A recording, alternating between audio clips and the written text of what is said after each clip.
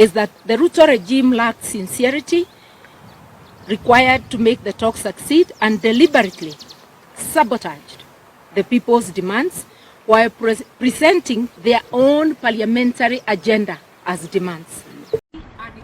They have no ambiguity. What we are having is failure to implement the constitution and the law because of the impunity by the Kenya Kwanza government. In any talks, the party that makes the talks succeed is the party in power.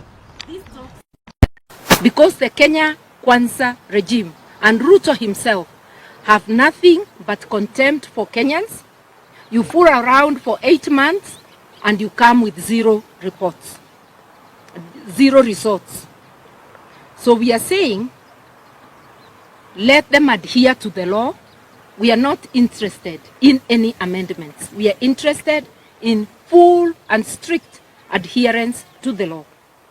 On all the 3 demands, Azimio and the Kenya Kwanza regime, I will say the Kenya Kwanza, in all the 3 demands of Azimio, the Kenya Kwanza regime has failed to deliver. The responsibility of failing to deliver must fall on Kenya Kwanza as the party in power. For any talks to succeed, those holding the reins of power must be willing and act in good faith. Our reading is that the Ruto regime lacked sincerity required to make the talks succeed and deliberately sabotaged the people's demands while presenting their own parliamentary agenda as demands. And therefore, we have an item in the NADCO report as known as constitutional amendments. Kenya Kwanza expects Kenyans to participate in a referendum hungry and without basic needs.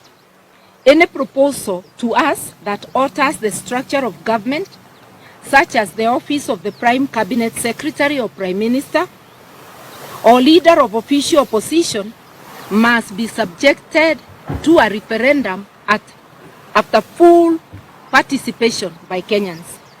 Similarly, the issue of Constituency Development Fund, which the courts have already declared unconstitutional, and Ward Fund, which offend the principle of separation of powers, must be subjected to a referendum. We shall be altering the structure of the Constitution, the basic structure if you like. Kenyans must be on the lookout. We know Ruto and the Kenya Kwanza regime are cunning, more cunning than a fox, I dare say. We must be on the lookout, otherwise they may carry out backdoor amendments of the Constitution through Parliament. While concluding on the NADCO report, we want to say it has nothing to alleviate the suffering of citizens, but it offers goodies to the leadership. This is totally unacceptable. It is a fraud upon Kenyans. It should be frowned upon and totally rejected. That is the verdict of NAK Kenya. It is a distracting national smokescreen. Yes. We are aware that some of our partners may see some good in it. But we say this. One, unfortunately, the findings confirm that the committee was formed by the unwilling, that is the Kenya Kwanza, and was intended to buy time. We remain an integral part of the Azimio coalition, which is a democratic coalition with room for divergent views. Therefore, NAK Kenya boldly presents its views and unapologetically so. That is all for the NADCO report, but we cannot leave without commenting on the security situation in the country. Our attention has been drawn to a statement doing the rounds on social media and also through our membership from the Lamu County that Lamu has been experiencing an undue heightened insecurity with murder, abduction and murder of citizens, a majority of whom come from one ethnic group, mainly the Kikuyus. We are not shy to say that.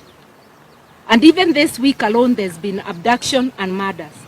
We've also seen in the media a group of residents of Lamu making decisions as to who is a member of the Lamu community. And this is about the subdivision, the impeding subdivision of the Amu Ranch, where they have issued criminal threats to perceived outsiders, mainly members of the Kikuyu community, which now exacerbates the security threats. We also have had reports from Uasin Gishu, incarceration of traders, hawkers, again mainly from the Kikuyu community by county council, not county council, but county askaris.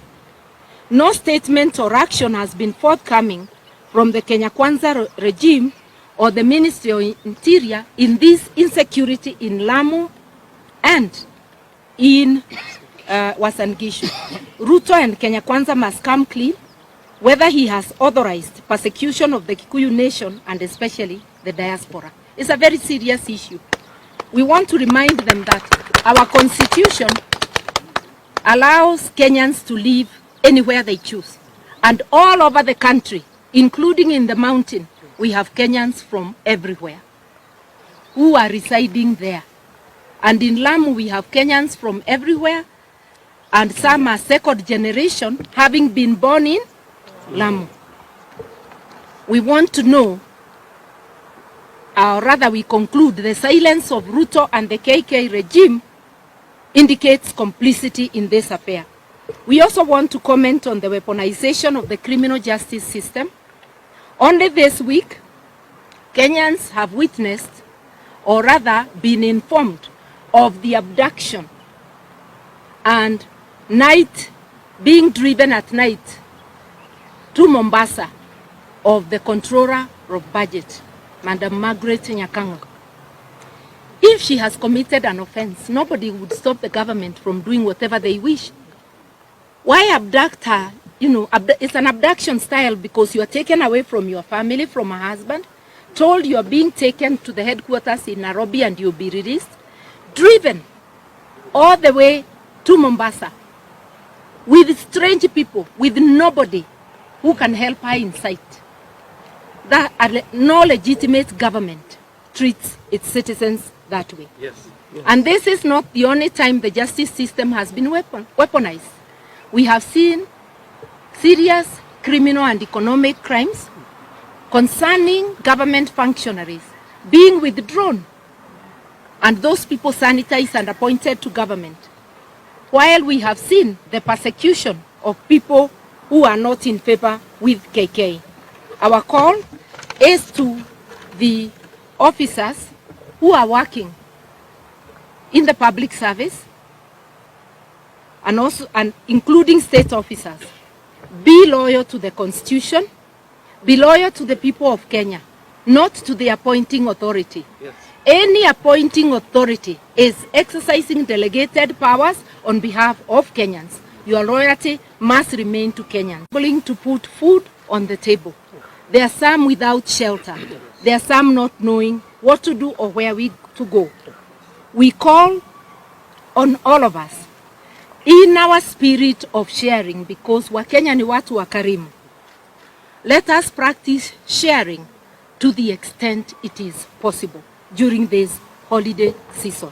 And let us always remember, residual powers are granted by the Constitution, sovereign powers to the people of Kenya. Yes. As we go over the holiday season, let us refresh, rethink anew of strategies to fight back this uncaring regime that looks like it wants to finish Kenyans. We thank you. Just a few questions here. Yeah. My name is from KBC. Yeah. You have just correctly stated that it's not Kenya and you as the leader, you're not supporting the report. Yeah. This is contrary to what the azimio leader Raila Odinga did in the PG meeting stated, which you are not there. Yeah. Said you are out of the country. Yeah. They said you are also supporting the report as much as you are not in that particular PG meeting.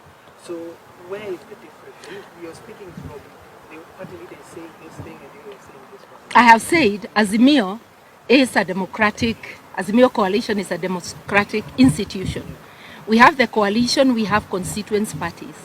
I actually gave my apologies that morning we spoke, but I had also indicated that we are together on all fours so long as we stick to the 3 deal breakers. So to Azimio, we had already agreed that 3 issues were deal breakers. That's the position now Kenya still holds. And when I hear my esteemed leader, whom I respect, talking to the public, we are not very far from each other. Yeah. He said the report is imperfect and unhinged, but he had supported it. We will not debate over semantics. The stand of NARC Kenya, total rejection. But we remain an integral part of Azimio, democratic coalition where dissent. Dissenting doesn't mean disrespect. We differ with respect. Yes. Any other question? Yes? Judah from the Standard. I wanted to know what are some of those strategies that you're going to see from NARC Kenya in the days to come, pushing back on the actions you see in this government? The residual power is with the people. NARC Kenya alone can't do it, but we are willing to stake our necks. We are consulting with other Kenyans. Watch that space. Yes. Inakuja. Yes. Yeah, the last one? My name is Yeah. it seems like the cost of living is a key issue here. Yeah. Does not Kenya have proposals other than what we have in the report? But you gave The reports, Azimio reports on cost of living are well captured. And even in the statement today, we are saying the starting point would be reduce the fuel tax to where it was, 8. That would have a ripple effect. Scrap the housing tax, which is but a slash fund. Even before we go to food subsidies. This country, this is not the first time Kenyans have been faced with hardship, although it is the worst, because we have an uncaring regime. We have had occasions when government has had to subsidize foodstuffs to enable Kenyans to go on. This government is not only tone deaf to the cries of Kenyans, it is taxing. I think the stage we have reached, because these are punitive taxes. Maybe in January they are preparing to tax the air we breathe. yes, yes. So this is completely ridiculous. Yeah.